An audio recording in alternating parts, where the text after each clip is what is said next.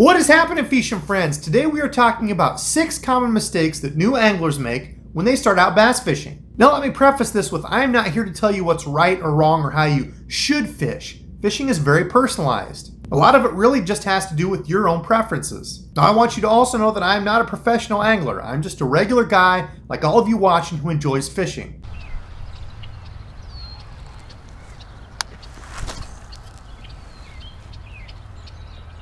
However, I am blessed to have the opportunity to talk to a lot of folks who are new to fishing, and these are some of the most common things that come up in our conversations. Now, how do I know about all these mistakes? Well, I've made all of them myself. Heck, I still catch myself making some of these to this day.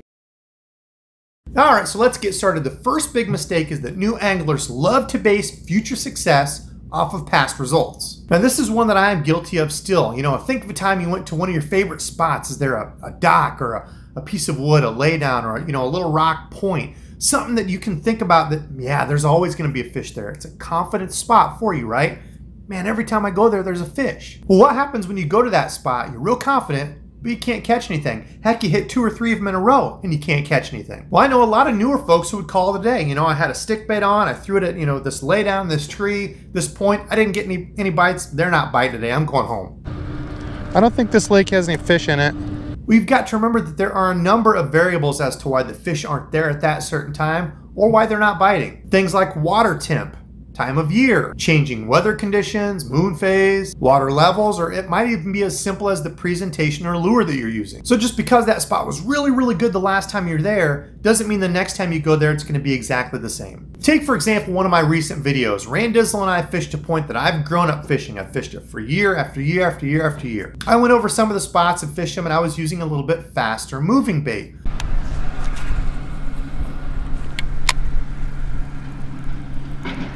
Well, Randy came along and fished the exact same spots, but with a much slower jig. And he caught a couple fish in, 15 minutes of us being there. Oh, there's a fish right there. Woo-hoo. Ooh! Woo, buddy. Ooh, you got a good one. I was swimming a jig, he was crawling a jig and bouncing it really, really slow. That was the big difference. Fishing the same spots, completely different presentation. Now, for a lot of new folks, this could also be a specific lure. Take, for example, oh man, the last time I was there, they were destroying a paddle tail, rigged belly weighted, just like this. Triggering that bite, that pop erratic. We have fished, oh, guys, look, on film. Doubled up on film, look at that, on the jerkbait. You go to that same lake a month later, they may not want to have anything to do with this paddle tail.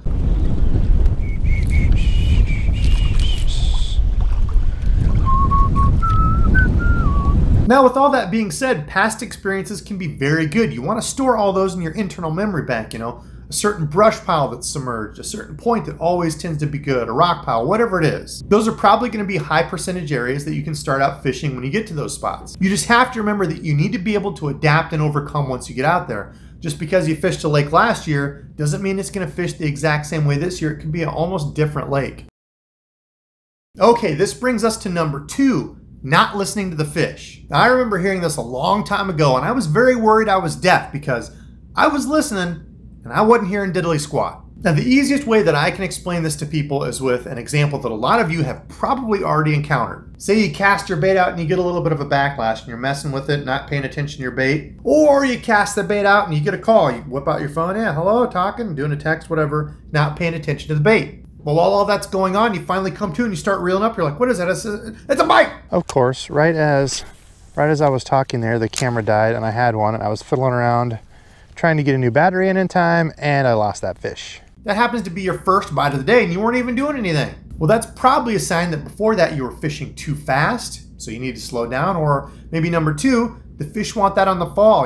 If you're throwing a swim jig out and fishing it only a foot or so under the surface, if you're letting that bait fall uninterrupted very naturally, that could be the difference. That could be what those fish want, an easy meal fluttering down in front of them. Another example would be you're fishing a cast and retrieve bait, say a square bill. You're throwing it out, fishing riprap, but every single bite comes almost, 2 or 3 feet in front of you when you're bringing it in.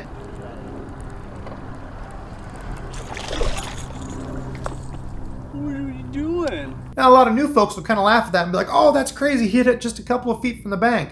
And they may do this a few times and kind of laugh at it. Well, if you're listening to the fish, it probably means they're in a certain depth range. There might be a little drop off, a slight drop off there.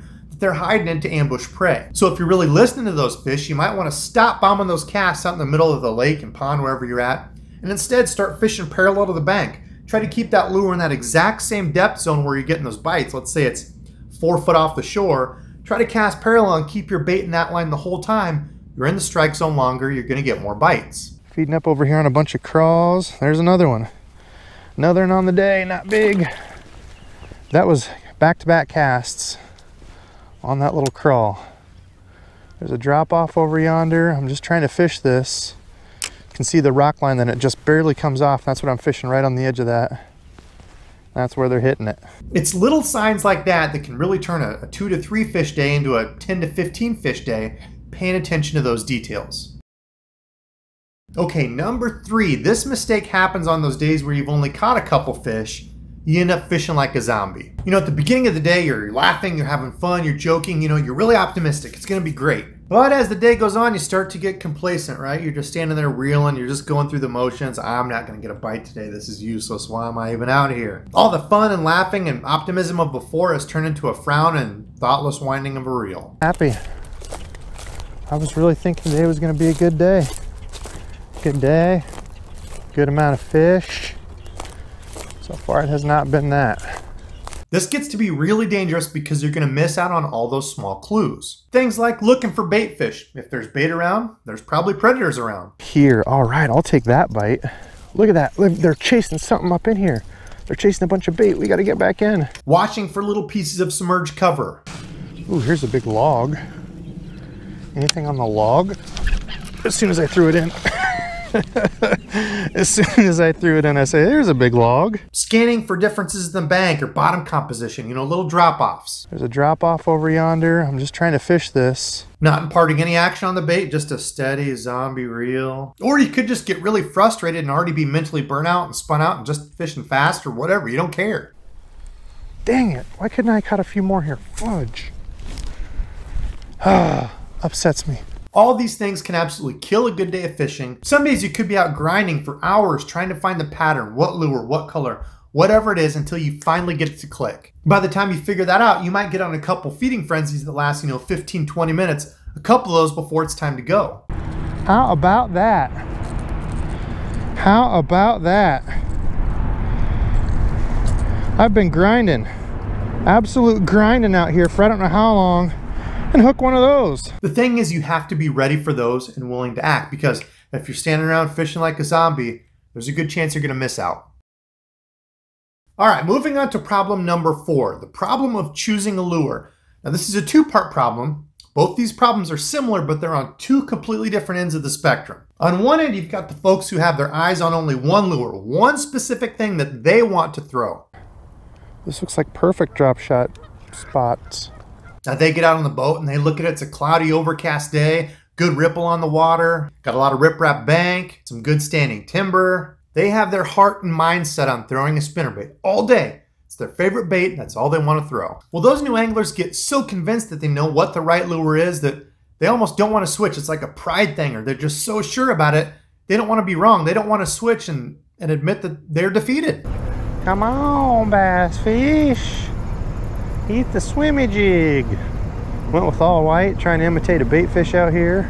Now, if you're this type of angler, you know exactly what I'm saying. You're out there, you've been fishing for a while, and you keep casting it saying, that's right, I know I'm going to get one of them to eat this spinnerbait sooner or later. Well, the problem with that is you just said to yourself, I know I'll get one of them to eat it, right? You want them to eat it. You're not listening to the fish. So sadly, when you get in that mind frame of only fishing one lure, you could be sentencing yourself to a skunk for the day. And it gets even worse when you talk to other people and you drive by a boat. Hey, any luck today, Bill? Oh yeah, caught 10 of them on a drop shot. You're saying to yourself under your breath, I'm not throwing no stupid drop shot. I'm fishing a spinnerbait today. It's cloudy, windy. This is perfect spinnerbait. Now you pick up from that side and go on to the way other end of the spectrum. And you have the people that want to switch lures every 5 minutes. Every few casts, they're going back to the box. Man, what else do I have in here? What looks cool today? What do I want to fish? Oh, I bet they're fishing this jerkbait. Heck, maybe a big Whopper Plopper. Flat-sided crankbait, I've heard those are good. Heck, maybe a squirrel. I've seen somebody on Bassmaster throw one of these. Oh, what about a cotton cordell spot? Bought a bunch of these at Walmart on sale. Oh, maybe I should switch up and try this big square bill. Bigger bait, bigger fish, right? That's the problem. Now, I'm an advocate for having options, but if you're switching bait every few casts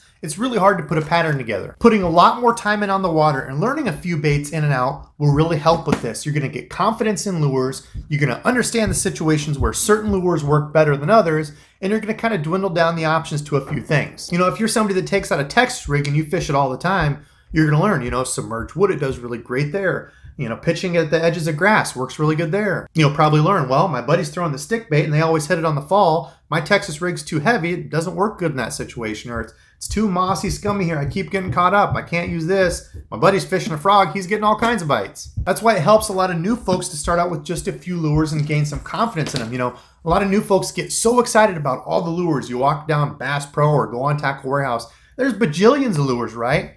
A lot of new folks pick up one of these, two of these, 6 different colors of this one, 7 different colors of that. You've just got so many options. A lot of new folks don't know where to start. So as you're starting out, start simple, you know, get a few different baits in green pumpkin and black and blue. You can do almost anything anywhere with those colors. Add a white in if your lake has, you know, shad, crappie, that kind of bait fish. Those 3 colors, you can cover most all your bases. So if you're somebody who really hates switching, listen to your gut. If you've told yourself a number of times, gosh, I really should be switching, I know this is stupid, it's probably time to switch.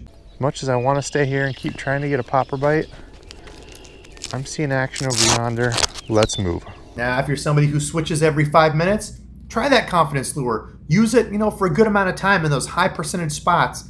The way fishing it that you know works. Try to get some confidence in it before you try every 27th lure in your tackle box.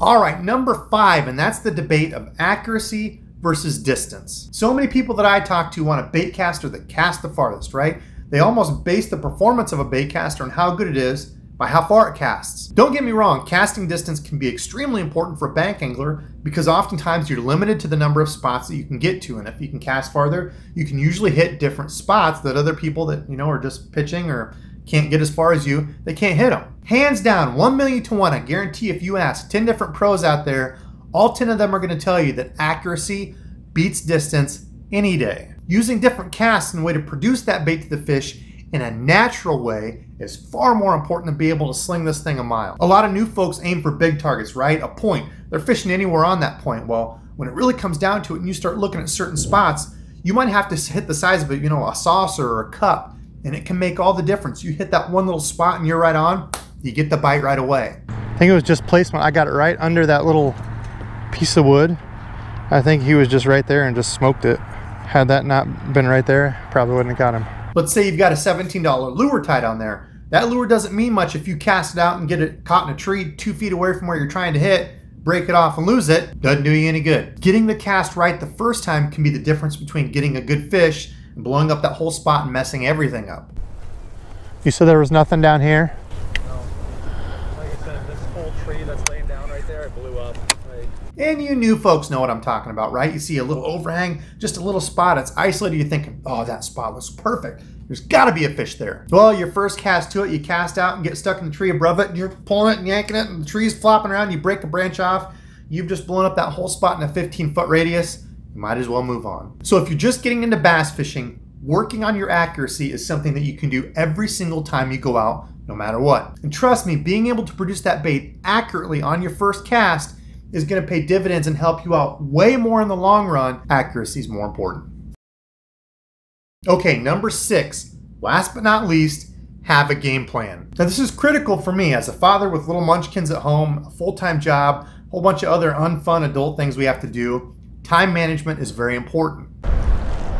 I've only got about 20 minutes left to be out here. A lot of the opportunities I have to go out and fish, I've only got, you know, maybe an hour or 2 hours that I can go out before I need to be home. So the first thing that helps me be ready is I try to rig up the night before. You know, if I know where I'm going, I have a good idea of the lake, I can usually put together a pretty good plan of lures, combos, those sorts of things to take with me. Get all that done the night before. That way when I get out there, I'm not spending 20 minutes trying to decide on rigs and, you know, cutting things off, tying new stuff on, picking colors, all that. I try to get all that done the night before initially. Okay, you know what? I'm confident with the swim jig. I'm not gonna, oh, should I bring it? Now, one other thing I try to do is try to scope out the spot I'm going to the night before. You know, it's somewhere different, you know, that's along my way, somewhere I haven't fished in a while. I try to go by there and check it. What are the water levels like?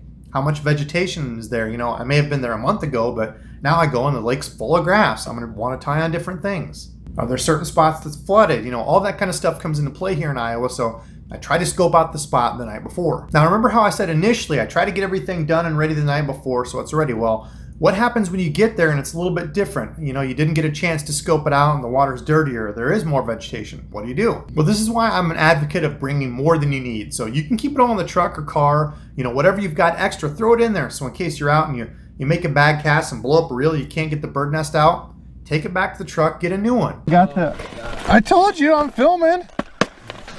Are you okay with me filming? No, that's fine. I'm sure people will love to watch us not catch fish.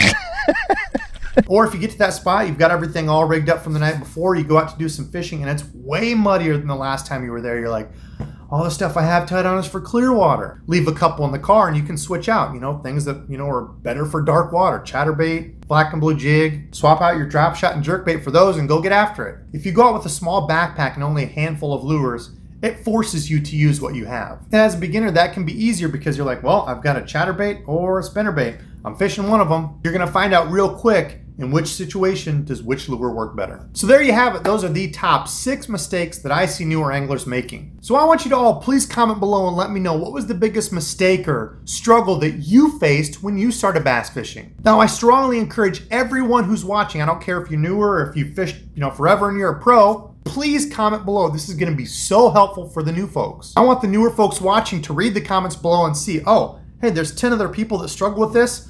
Okay, I'm not alone. I don't feel so bad. Here's what I can do to work on it. Now, I also want to thank you all because my channel just passed 20,000 fishing friends. That is insane. I honestly cannot thank you all enough for that. You know, I'm just some regular dude in Iowa swinging a stick for fun. So the support that all of you show me on my channel means the world. But enough of me talking for the night. It is late. I got to get to bed. So thank you all again for watching. And until next time,